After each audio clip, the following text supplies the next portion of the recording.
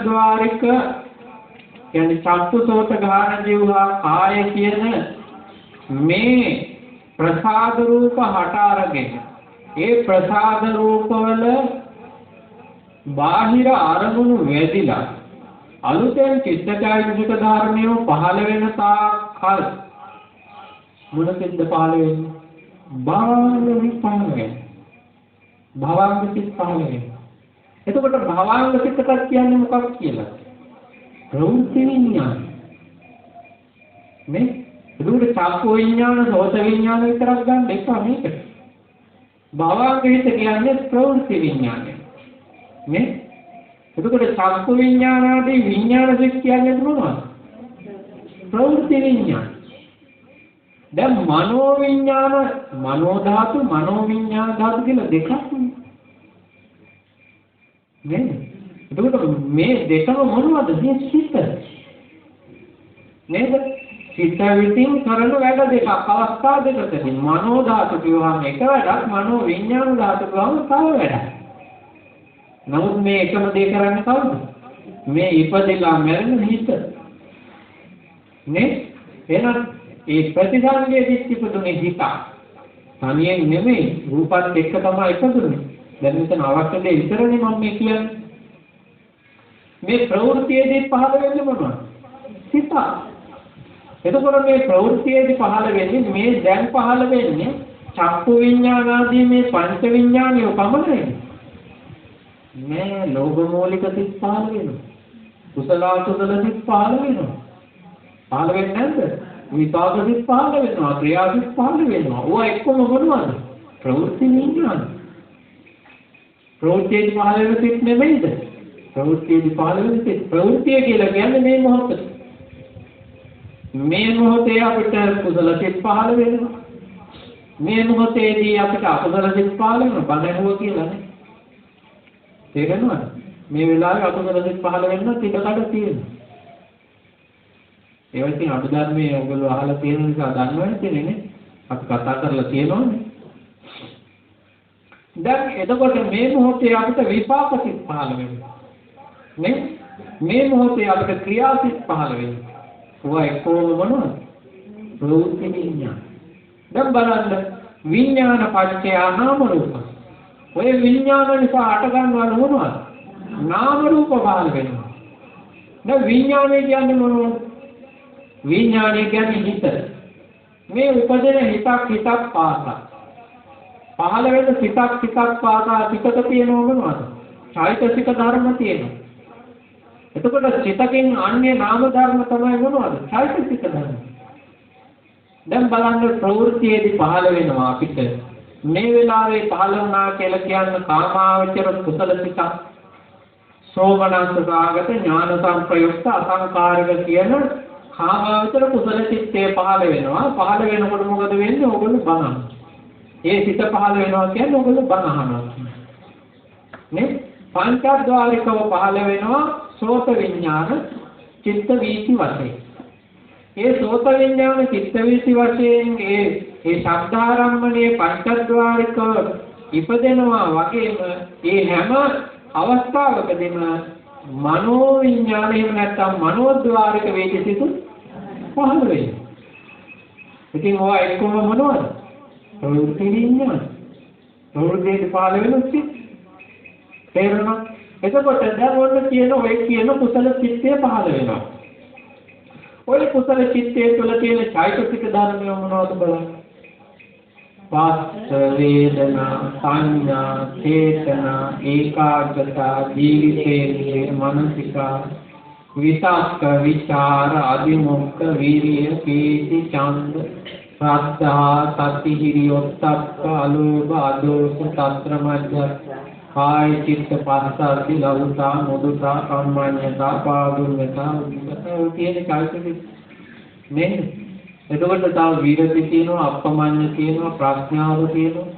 චෛතසික 38ක් දක්වා විදිලා යන උපරිම. එතකොට ওই චෛතසික 38කට තමයි අපි කිව්වේ සිතක් කියලා.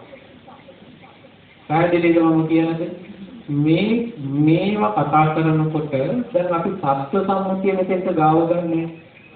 සත්‍ය සම්මුතියේ ඉක්මවා මෙතන ඇති පරමාර්ථය ගැන මේ කතා කරන්නේ. එතකොට ඒක හිතෙන් අයින් කරලම දාන්න. ඒක හිතෙන් ඈඩ් කරලම දාන්න. පරමාර්ථ ධර්ම ගැනම හිතන්න. එසේ නොහිතා මේ පරමාර්ථ වතු කරගන්න බෑ. අනික තමයි තම තමන් මේක පෙළ බණ අහලා තියෙනවා. ඒ රාම ඇතුලේ හිර වෙලා ඉන්නේ එපා. කියන්නේ ඇත්තක් නම් ඒක තමයි නුවණින් කල්පනා කරලා බලන්න. දැන් ඊගාවට දැන් අර ගඩොල් කපනකොට තියෙන එකම රාමුවනේ. මේ ගඩොල් කපන්න තියෙන්නේ එකම රාමුව. දැන් ඔකට මැටි ඔබ මොකද කරන්නේ? ඒ රාමුවෙන්ම ගඩොල් කපලා ගියොත් හැමදාම මැටි ගඩොල් කපලා ඉන්න වෙනවා. තේරුණාද මම කියන්නේ? පාටව දොස් කියනවා නෙමෙයි මේ දිට්ඨිජු කම්ම කියලා කියන්නේ එහෙම මත තියෙනවා නම් ඒවා අයින් කරගන්න එකත් කුසලයක්. බුදුරජාණන් වහන්සේනේ එකම දේ අර උපමාවක් කියව මම ගියදට කිව්වනේ. අර යාළුවෝ දෙන්නේ ගමනක් යනවා ගම්මානයක් නැති. එක්කෙනෙක් මොකද කරන්නේ? අහුවෙන හොඳ දේවල් බෑග් එකේ පටවනවා. එයා එන්නේ දැහැල්ලුවේ යනවා. අනිත් එක්කෙනා අර මුලින්ම ගෙදරින් පටවගත්ත මල්ලක් තියෙනවා නම් ඒකම කරේ අර කරේ කියන්නේ. ඉතින් එයා ගියා වගේම ගේන්නේ ඒ ටිකම තමයි. නමුත් අර අනිත් එක්කෙනා මොකද කරන්නේ? එයා මේ ගෝණි වගේ බර ඇඳුම් තියෙනවා නම් ඒවා අයින් කරලා අර මගදී හම්බ වෙන සිනිඳු ඇඳුම් බෑග් එකට උබා ගන්නවා. කුණු වෙච්ච පළතුරු කුණු වෙච්ච කෑම තියෙනවා නම් ඒවා විසික් කරලා අලුත් කෑම අරගෙන දාගන්නවා. එයා මොකද වෙන්නේ? හැම වෙලේම අලුත් වෙවි සැහැල්ලු වෙවි.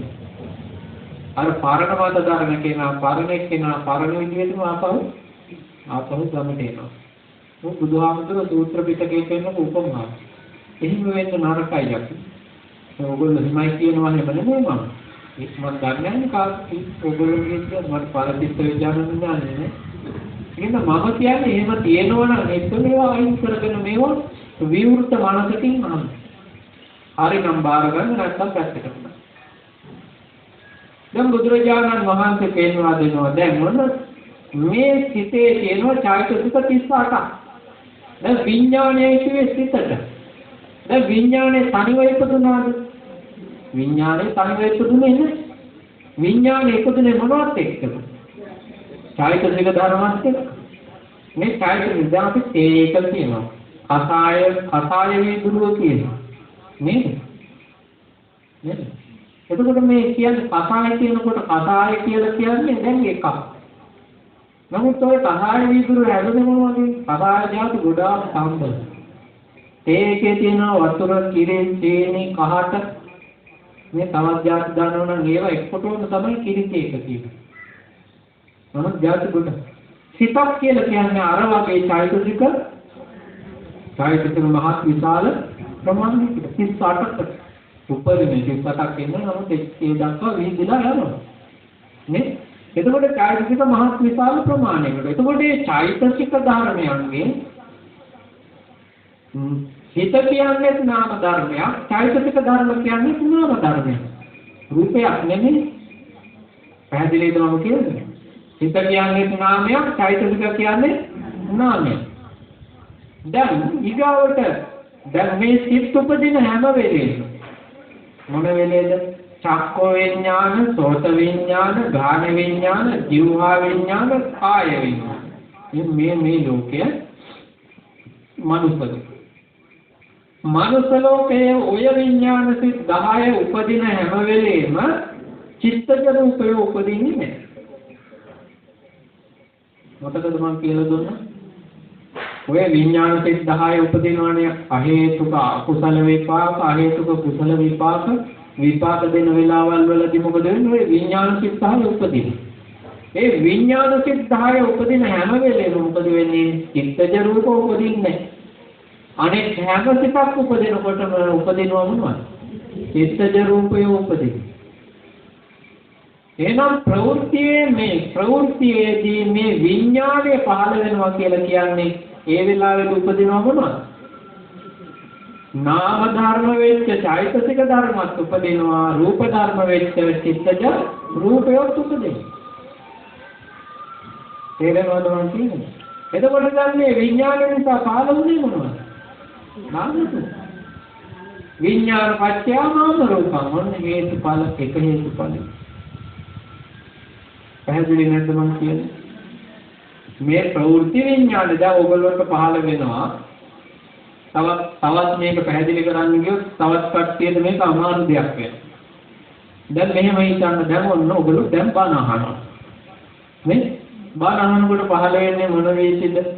සෝතද්වාරික කුසල චිත්ත වේසි පහළ වෙනවා. නේ?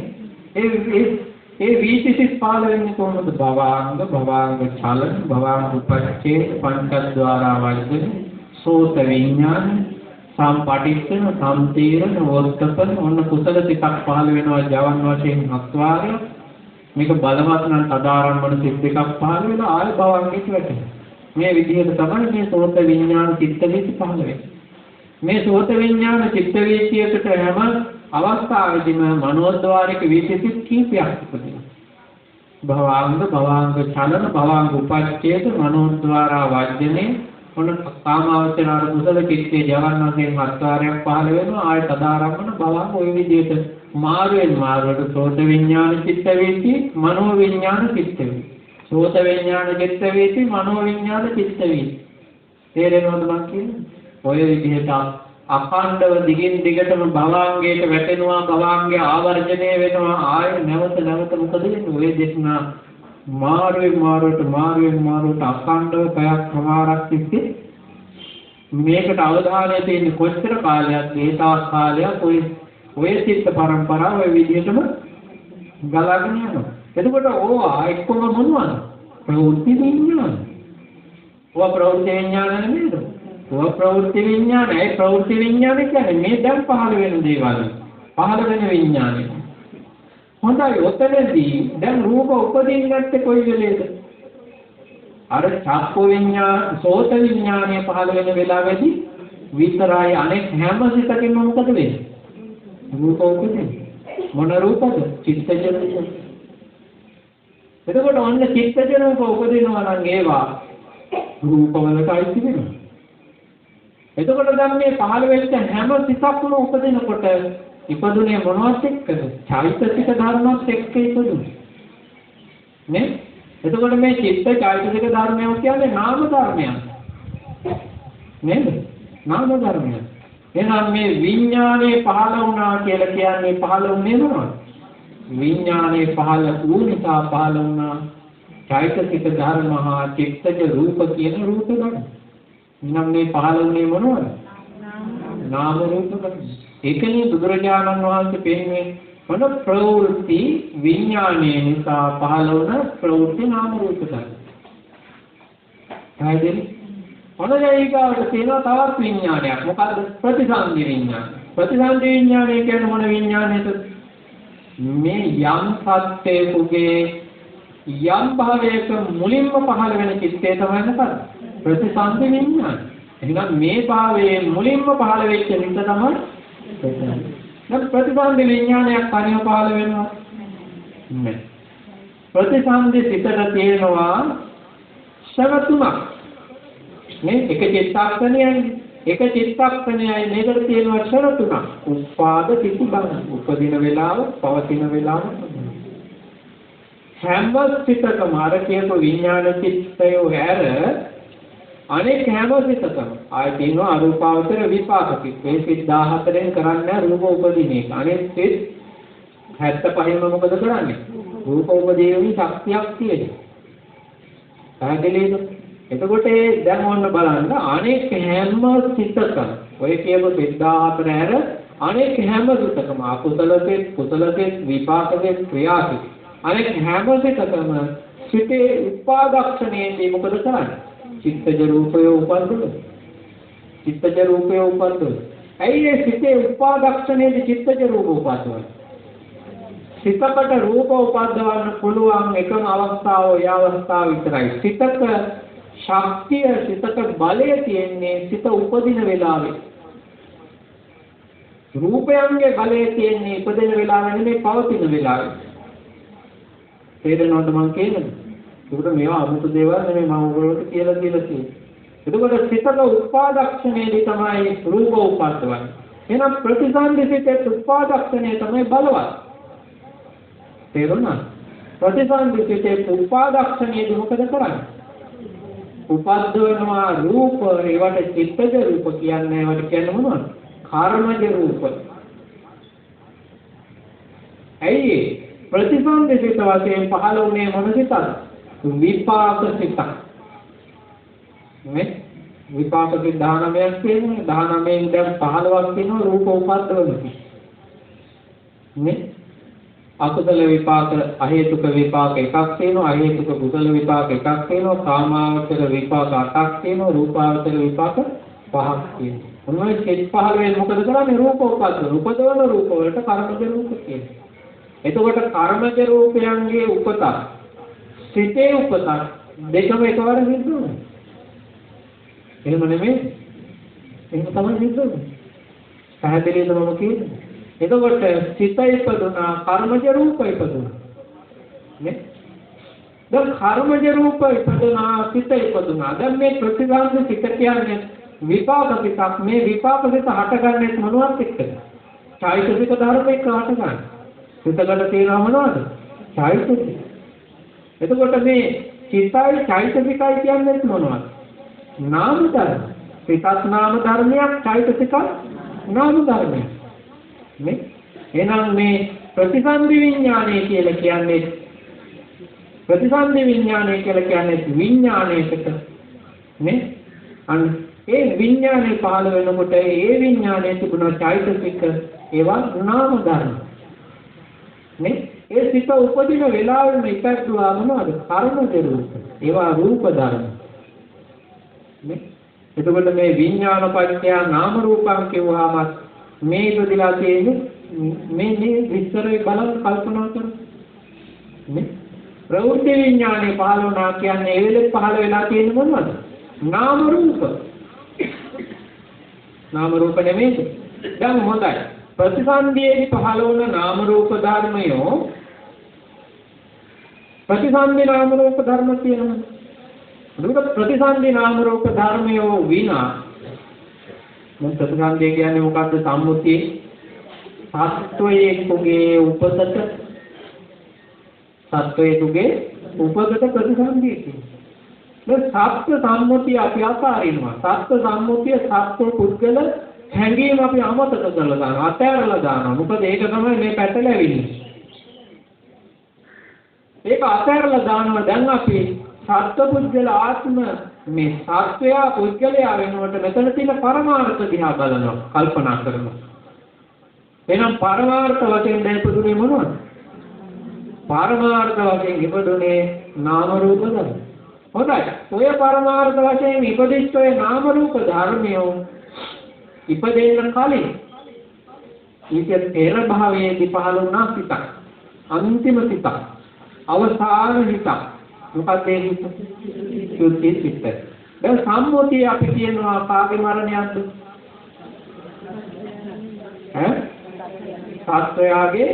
සත්වයාගේ මරණය කියනවා. පැහැදිලිනේ? දැන් සත්පුද්ගල ආත්ම හැඟීම තමයි අපිට නැති කර ගන්න ඕනේ. එහෙනම් මරුනේ මොනවද? මරුනේ නාම රූප මරුනේ. සිත මරුණා, රූප මරුණා. නේද? දැන් ඉපදුනේ මොනවද? හිත ඉපදුනා, රූප ඉපදුනා. නේ අතන හිත මරුණා, රූප මරුණා. දැන් ආයෙ මොකද වුනේ? හිත ඉපදුනා, රූප ඉපදුනා. එතකොට මේක නේද මේ හැම වෙලාවකදීම සිද්ධ වෙන්නේ. හිත මැරෙනවා, රූප මැරෙනවා. හිත උපදිනවා, රූප උපදිනවා. ඕක චිත්තක්ෂණයක් පාසා. මොහොතක් පාසා අඛණ්ඩව මේ හැමතැනම සිද්ධ වෙන්නේ ඕනෝක තමයි. නමුත් දැන් අපි වන් නාම රූප ධර්මයේ වශයෙන් අපිට වෙන් කරගන්න, බෙදා ගන්න, පැහැදිලි කරගන්න අපිට පුළුවන් කමක් නැති වුණ නිසා අපිට හැම වෙලේම අපි සම්මුතියට රැවටිලා ඉන්න නිසා අපිට හැම වෙලේම පේන්නේ මොකක්ද? සත්වයේ උපදිනවා, සත්වයේ මැරෙනවා. මේ මිනිස්සයා උපදිනවා මිනිස්සයා මැරෙනවා. පරමාර්ථ වශයෙන් ඇත්තටම ඔය මිනිස්සෙක් ඉපදෙන මැරෙන මිනිස්සෙක් නෑ. තේරුණානේ? ඒක නිසා මේවා නාම රූප පරමාර්ථය හොයන්න. ඔයගොල්ලෝ භාවනා කරනකොටත් ඒක තමයි කරන්න ඕන. පරමාර්ථයයි හොයන්න ඕන. පරමාර්ථ ධර්මයයි විමසා බලන්න ඕන. පැහැදිලිද මම කියන්නේ? මොකද දැන් හොඳයි අපි හිතමු ඇස අනිත්‍යයි කියනවානේ. ඇස අනිත්‍යයි දැන් මේ අනිත්‍යයි කියන වාරයක් පාසා අපිට පහළ වෙන්නේ මොනවද? කාමාවචර කුසල සිත් පහළ වෙනවා.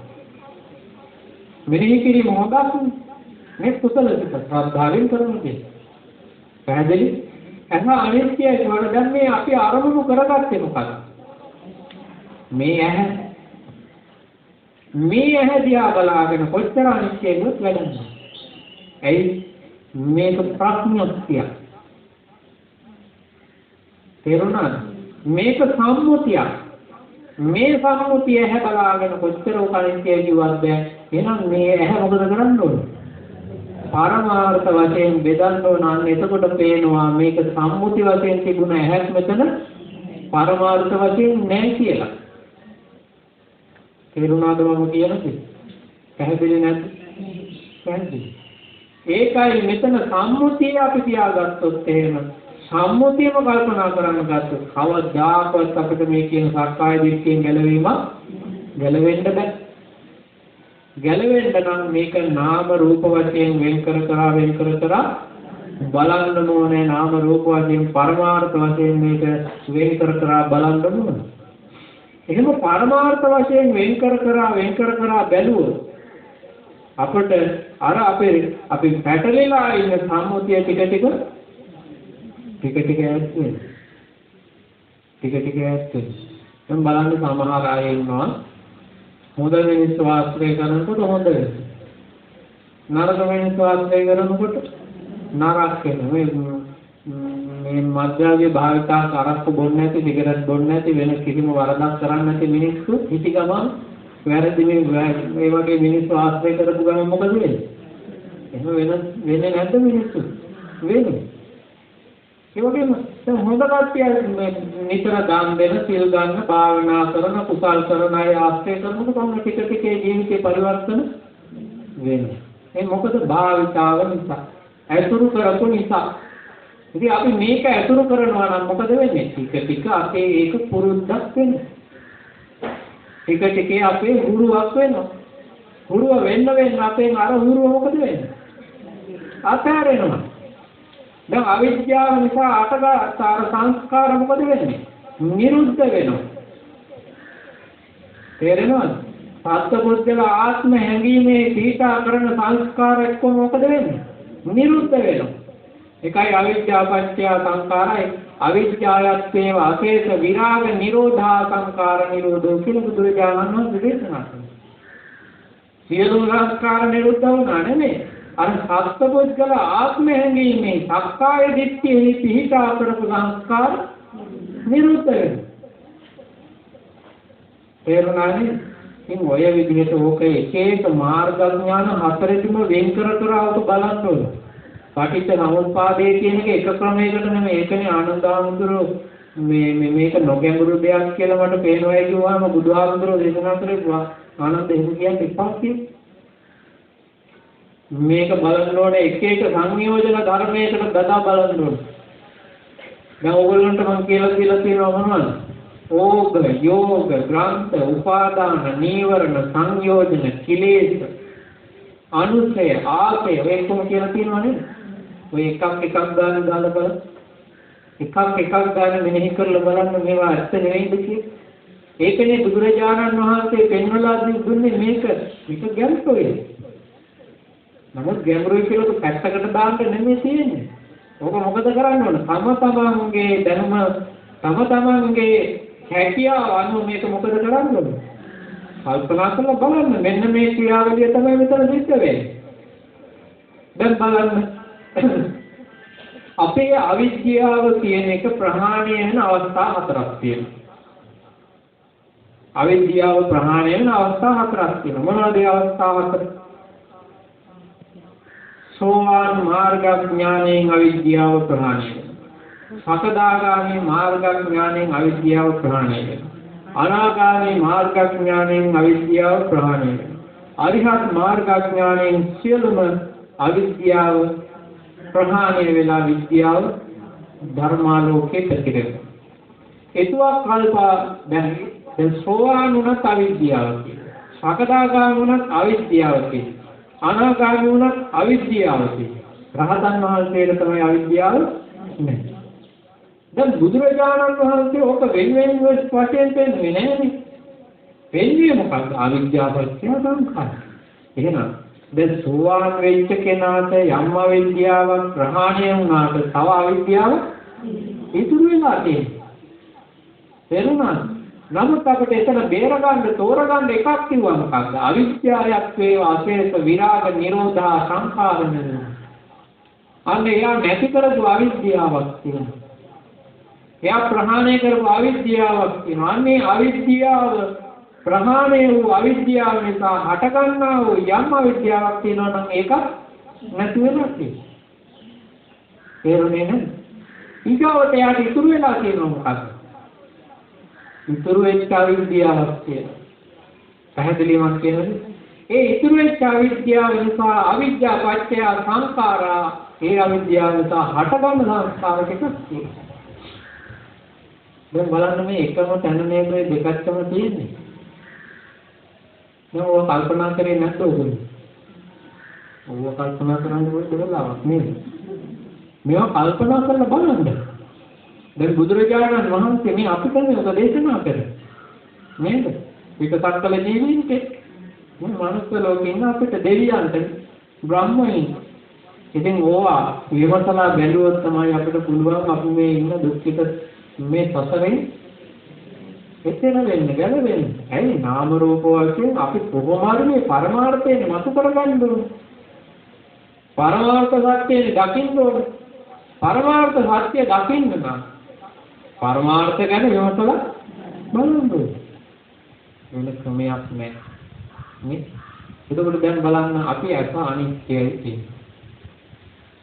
ඇස ඔබ මොකවත්ම නොකිය අනිත්‍යයි කියන්නත් එපා. ඔබ නිත්‍යයිද අනිත්‍යයිද කියලා පස්සේ තේරෙයි. මේ ඇහැ කියන එක ඔබට පුළුවන් තරමක් බෙද බෙදා බලන්න. මේක නාම රූප වලට බෙදන්න. තේරුණා? දැන් මේ හැට කියනවා මොන හැ කියලාද? සසම්බාර චක්කු. සසම්බාර චක්කු සම්මුති චක්කු නේද? සසම්බාර චක්කු එහෙනම් මේක හැදලා තියෙන්නේ මොන වගේද? ලේ මහර වලින් හැදලා තියෙන්නේ. මේ ඇහැ. ඔකේ අටකට නෑනේ. ලේ මස්නහර වලින් හැදලා තියෙනවනේ. එතකොට මේ ලේ මස්නහර වලින් හැදලා නම් මේ හැදලා තියෙන්නේ මොන වගේද? රූප කලාපවලනේ. නේද? ලේ කියන්නේ රූප කලාප, මස් කියන්නේ රූප කලාප, නහර කියන්නේ මොනවද? රූප කලාප. එහෙනම් ඔය රූප කලාපය උපද්දවන හතර දෙනෙක් ඉන්නවා. කවුද හතර දෙනෙක්? කර්මයෙන් උපද්දවනවා රූප කලාප. චිත්තයෙන් උපද්දවනවා රූප කලාප. ඍතුයෙන් උපද්දවනවා රූප කලාප. ආහාරයෙන් උපද්දවනවා රූප කලාප. නේ? කර්මයෙන් උපද්දවන රූප කලාපයන්ගේ උපේට තමයි ප්‍රසාද රූපයයි කියන්නේ. නේ? එතකොට මේ ප්‍රසාද රූපය දැන් මෙතන තියෙන චක්කු ප්‍රසාදය නේ? ඒ චක්කු ප්‍රසාදයට කියනවා ප්‍රසාද චක්කු කියලා. ඒක කර්මජ රූපය. දැන් මේ ඇත්තටම පරමාර්ථ වශයෙන් ඇහැයි කියන්නේ මොකටද? අන්න අර කර්මජ රූපයන්ගේ උපයට. පැහැදිලි? අන්න ඒකට ප්‍රසාදයක්. ඒක ඇත්තටම ගත්තාම මෙතන ඇහක් නෑ. රූප ගොඩක් විතරයි. ඒ ඉපදිච්ච රූපය මොකද වෙන්නේ? හැම වෙලේම මේ ඇහි කියලා නෑ. අපිට මෙහෙම පෙනුනට මේ ඇහි කනේ නහයේ දිවේ කයේ මේ හැමතැනම සකල ශරීරයේම හරියට පෙන කොටක පෙන දානවා, පෙන නැති වෙනවා. නේ? යටින් පෙන දානකොට උඩින් මොකද වෙන්නේ? තැන් වලින් ඇතුලෙන් මැදින් තැන් වලින් එක තැන් වලින් මොකද වෙන්නේ? පෙන බුබුලු බිදි යනවා, කැඩි යනවා. ඒ වගේ හැම මොහොතකම හැම චිත්තක්ෂණයකම රූප උපදිනවා, රූප මැරෙනවා, උපදිනවා. ඔක ඇහෙත් එහෙමයි, කනෙත් එහෙමයි, නහයෙත් එහෙමයි, දිවෙත් එහෙමයි, කයෙත් එහෙමයි. සකල ශරීරයේම ඔය විදිහ තමයි. ඔය ප්‍රත්‍ය හතරෙන් රූප උපදිනවා නැති වෙනවා. අපිට මේ සංතතියෙන් වැහිලා තියෙනවා. ඝන සංඥාව අපිට තියෙන නිසා මේ කියන රූප කලාප වශයෙන් අපිට තේරෙන්නේ නැහැ, වැටෙන්නේ නැහැ. තේරෙනවද?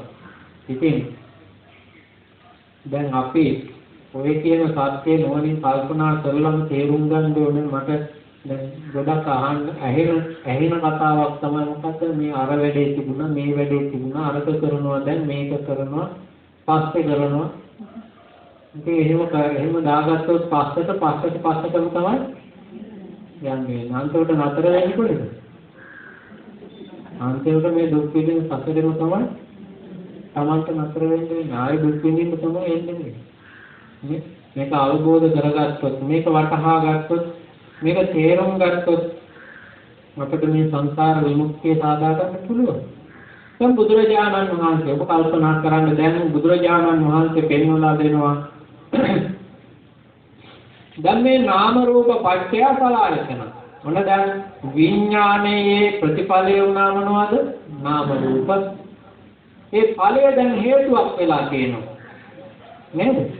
ඒ ඵලය හේතුවක් වෙලා තියෙනවා. දැන් හේතුව මොකක්ද? නාම රූප. ඊගාට ප්‍රතිඵලය වෙනවා මොනවද? සලආයතන. නේ? නාම රූප පත්‍ය සලආයතන. පැහැදිලි? දැන් අපි ඔතන නාම රූප ගත්තාම ප්‍රවෘත්ති නාම රූපත් තියෙනවා, ප්‍රතිසන්දි නාම රූපත් තියෙනවා. නේද? දැන් ඔය දෙකෙන්ම හටගත්තේ මොනවද? සලආයතන. දැන් බලන්න ප්‍රතිසන්දි නාම රූප ධර්ම. ඔයගොල්ලෝ කියන්න බලන්න ප්‍රතිසන්දිදී හටගත්ත නාම රූප මොනවද කියන්නේ? ප්‍රතිසන්දි චිත්තයක් පහළ වෙනවා. ඒ චිත්තයත් එක්ක බැඳලා තියෙනවා චෛතසිකෝණ ප්‍රතිසන්දි නාම ධර්ම. ප්‍රතිසන්දියේදී පහළ වුණා මොනවද? කාය දසක, භාව දසක, වස්තු ධර්ම කියන දසක කලාප තුනක්. මේ ඒවා කර්මජ රූප නේද? එතකොට දැන් මේ පහළ වුණේ මොනවද?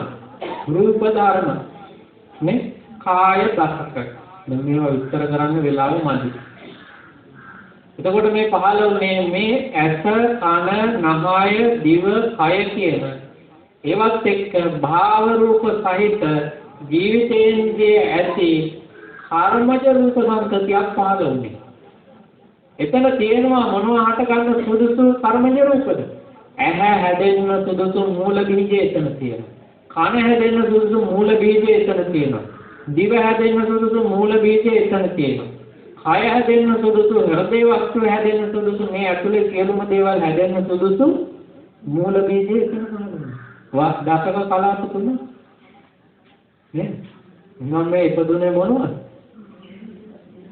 ආයතනෙ ඉපදලා තියෙනවා. සලආයතනෙ ඉපදුනේ. ආයතනෙ ඉපදුනා ඒවා වැඩෙන්න කාලයක් යනවා. නේ? දැන් මෙහෙම හිතන්නකො. ඕගොල්ලෝගේ ගෙදර තියෙනවා ඔය ඉස්සර නම් මැස්සට දානවා මොනවද? කාල මේ කාටල කවුතු වගේ දේවල් දාන්නේ. මැස්සට දාන්නත් පස්සේ මේ ඔය වත්තේ ගෙවත්තේ ඉහිඳ පැල කරන්නේ කොහේද තියාගන්නේ නැද්ද? ඉස්සර ගෙවල් වල තියාගන්න. දැන් කොහොමද කරන්නේ? මේ මැස්සට දාලා තියෙනවා. දැන් ඉතින් මේ දැන් අපි හිතමු කඩල ඇටයක් හරි මේ මුං ඇටයක් හරි. දැන් මේ මුං ඇටේ දැන් පළල බැලුවොත් මේකේ දැල්ලක් නැහැ. දෙකට බෙදලා බැලුවොත් දැල්ලක් නැහැ. පියලි දෙකක් තියෙනවා. නමුත් ඕක පහකොළවට දාලා වතුර දාපු ගමන් මොකද වෙන්නේ? අන්න අරක පැලවෙන්න පටන් ගන්නවා. එතකොට ඕකේ අර දැල්ල තිබුණේ කොහෙද? බීජය ඇතුලේ තිබුණේ. නේද? දැන් අපි පුවක් ගෙඩියක් හදනවා. පුවක් ගෙඩිය දෙකට කපලා බලන්න තියනවද කියලා ගල්ලා. නමුත් ඒක මහ පොළොවට දාලා වතුර දාපු ගමන් කාලයක් යනකොට මොකද වෙන්නේ? ඕකෙන් දැල්ලක් ඇවිල්ලා ලොකු පුවක් ගහක් හැදෙනවා. එතකොට මේ ප්‍රතිසන්දියේ ගත්ත නාම රූප ධර්මවල තියෙනවා මොකද්ද? ඔන්න ඔය රූපේ හදන මූල බීජය තියෙනවා ඒක. එහෙනම් මේ අන්තිමට හදලා තියෙන්නේ මොනවද? ඇහැ, කන, නාය, දිව, කය කියන මේ රූපස්කන්ධයක් හැදෙන්න සුදුසු දේවල් මේ හතරගෙන. ඒකනේ බුදුරජාණන් වහන්සේ පෙන්වා දෙන්නේ. නාම රූප පත්‍ය සලආයතන. දැන් ඒක හැදුනා. ඒ හැදිච්ච එක එහෙමම තිබුණාද? දැන් මොන අපිට දැන් ඒ ප්‍රතිසන්දියේදී ගත්ත නාම රූප ධර්මය නිසා දැන් වර්තමානයේ හිමි වෙච්ච මේ නාම රූප පරම්පරාවක් තියෙනවා. ඇහැ, කන, නහය, දිව, කය එක්ක. එතකොට මේ ප්‍රතිසන්දියේදී හැදිච්ච එකමද මේ තියෙන්නේ? මේ කාලයක් ගත වුණා. දැන් මේ ඇහැ, කන, නහය, දිව, කය එදා පහළ වෙච්ච රූප මොකක්වත් අදනේ. ඇයි? ඒ නාම රූප ධර්මයන්ගේ ආයුෂ කාලයක් තියෙනවා. සිතක ආයුෂ කාලයේ චිත්තක්ෂණය. රූපයන්ගේ ආයුෂ කාලයේ චිත්තක්ෂණ 17යි. මේ එතකොට ඒ රූපය එක්කම මොකද වෙන්නේ? ඒ රූපය එක්කම ඉපදිලා නිරුද්ධ වුණා. එහෙනම් මේ දැන් තියෙන්නේ අලුතෙන් හටගත්ත දේවල්. ඒවත් වැඩි වෙලා තියෙන්නේ එතනම මෙරි යන. එතකොට මේ හැම මොහොතකදීම හැම මොහොතක් පාසාම මේ ඇහැ, කන, නහය, දිව, කය කියන මේ ප්‍රසාද රූප සලආයතන වල මේ ආයතන හයක් මොකද වෙන්නේ? ඉපදෙනවා මැරෙනවා ඉපදෙනවා මැරෙනවා. ඒ මේවා රූප කලාප වලින් හැදිලා තියෙන්නේ. තේරෙනවද? ඉපදෙනවා මැරෙනවා. සලආයතන ඒ කියන්නේ අර නාම රූප පත්‍ය සලආයතන මේ පහළ වෙන නාම රූප ධර්ම. නිසා සලආයතන පිහිටම. සලආයතනේ පැහැදිලිවම මම කියන්නේ. එතකොට දැන් මෙතන මුල ඉඳලා අගට බලන්න. මේවා නිරුද්ධ වෙන පිළිවෙල බලන්න. දැන් කතා එක්කෝම කියන්න වෙලාව නැද්ද? නේ? නමුත් අවශ්‍ය නම් අපි හැන්දෑවරුවේ සාකච්ඡා කරමු. දැන් මේ විදිහට නාම රූප ධර්මිය උපදිනවා, නාම රූප ධර්මිය නිරුද්ධ වෙනවා. සත්වයේ උපතක්, සත්වයේ මරණයක් නෙමෙයි. පරමාර්ථ වශයෙන් මේ චිත්තචෛතසික රූප ධර්මිය උපදිනවා, මැරෙනවා, උපදිනවා, මැරෙනවා. මේ උපතට හේතු මේ විදිහට තියෙනවා. ඔය හේතු වලට අමතරව තව නොයෙක් හේතු තියෙනවා. එක හේතුවක් නෙමෙයි. පැහැදිලිද? දැන් බලන්න හේතු 24ක් බුදුහාමුදුරුවෝ පෙන්නනවා. මේ නාම රූප ධර්මයන්ගේ සමහරක් නාම ධර්මයන්ට විතරයි, සමහරක් රූප ධර්මයන්ට විතරයි, සමහරක් නාම රූප වලට විතරයි. නාම රූප දෙකටම බලපාන මේ විදිහට බලපාන හේතු ධර්ම කොච්චරක් තියෙනවද? 24ක් තියෙනවා. අන්නේ 24ක් තමයි ප්‍රතිවේදනාවලදී බුදුරජාණන් වහන්සේ පෙන්වන්නේ. පැහැදිලි? හේතු පත්‍යය, ආරම්මන පත්‍යය, අධිපති පත්‍යය, අනන්තර පත්‍යය විදිහට තියෙන්නේ. ඒ වගේම එකක් දැන් හේතු ප්‍රත්‍ය හේතු කියලා කියන්නේ නාම ධර්මයක්. නාම හේතු මොනවද? ලෝභ, ද්වේෂ, මෝහ, අලෝභ, අදෝස, අමෝහ හේතු. නේද? එතකොට හේතු ඒ හේතු නිසා හටගන්නේ මොනවද? ඵල. නේ? හේතු නිසා හටගන්නේ ඵල. ඒ වගේ හේතුඵල පරම්පරාව, නාම රූප පරම්පරාව, පංචස්කන්ධ පරම්පරාව, ආයතන පරම්පරාව, ධාතු පරම්පරාව. මේ පරම්පරාවක් විනා මෙතන සත්වයේ කුද්දලේ ආත්මයක්, ජීවියෙක්, ප්‍රාණියෙක් ඇත්තේ. ඉතින් මේ විදිහට අපි කල්පනා කරොත් අපිට පුළුවන් මේ කියන පරමාර්ථ ධර්මිය තේරුම් අරගෙන මේ පරමාර්ථ ධර්ම නුවණින් කල්පනා කරලා පරමාර්ථ වශයෙන් තේරුම් අරගෙන මේ සම්මුති ලෝකේ නිදහස් වෙන්න. ඉතින් ධර්ම දේශනාව මෙතකින් සමාප්ත කරනවා. පින්වන්ත මෑණිවරුන්ට, පියවරුන්ට, සහෝදර සහෝදරාදී සියලු දෙනාටම සුබ පතන ආශිර්වාද කරනවා. තථාගත ශාස්ත්‍රනායක සම්මා සම්බුදුරජාණන් වහන්සේ